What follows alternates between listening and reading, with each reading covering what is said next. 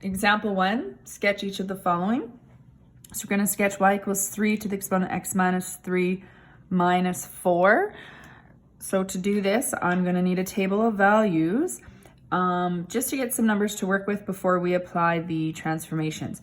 This would mean right 3. This would mean down 4. So without the translations, this would look like y equals 3 to the x. So that's where I'm going to get my numbers to work with for my table of values. So I've chosen my x values. I'm plugging in my y values. So for example, 3 to the negative 2 is 1 over 3 squared, or 1/9. 3 to the negative 1 is 1 over 3. 3 to the 0 is 1. 3 to the 1 is 3. 3 squared is 9. Now, I can plot these points and then count, right 3 and down 4, so that's what I'm going to do. So this is not going to be my final answer. I need a scale in here. I'm going to use a pencil so that I can choose to erase it afterwards if I want. So negative 2 and 1/9 is just very close to the x-axis. Negative 1 and 1/3, 0, 1, 3, 1, 3, 2, 9 is off the page, so I'm just not going to plot that point for now. If I did want to, I could label a point way off the grid.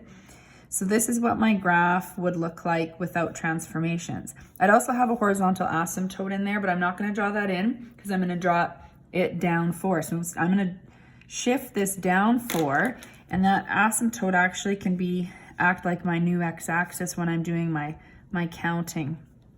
So y equals negative 4 is the asymptote.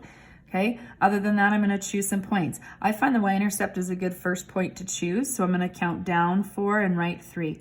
1, 2, 3, 4. Now right 3, 1, 2, 3. That point is moved here. Rather than counting the fractions, I know that if I just go one section over, that this was at the 1/3 and then 1/9 from the asymptote. So now it's still 1/3 and 1/9 from the asymptote. And then same thing, I can count easily down 4 and right 3 to get my point right here. Or I can also consider that this was 1 point to the right and 2 up from the y-intercept. So this is 1 point and 2 up from the intercept. Now I haven't calculated my x and y intercepts yet or anything, so I'm not going to actually necessarily plot those. I'll just put my arrowheads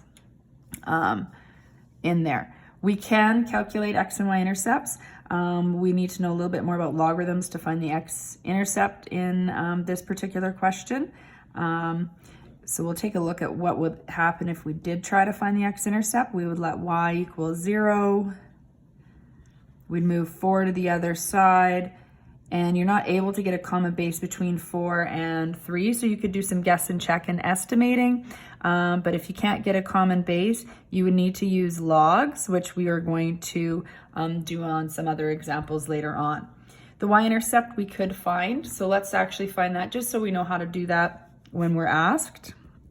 The y-intercept, we're going to let x equal 0, so here's our equation. Y equals 3 to the 0 minus 3 minus 4, so y is equal to 3 to the negative 3, which is 1 over 27 minus 4, so I'm going to get a common denominator, 108 over 27, so this is equal to negative 107 over 27 as a mixed fraction. That's negative 3 over 26 over 27. If you take a look here, that would be negative 3. That makes sense. It's very close to the negative 4. So that's where the y-intercept would cross.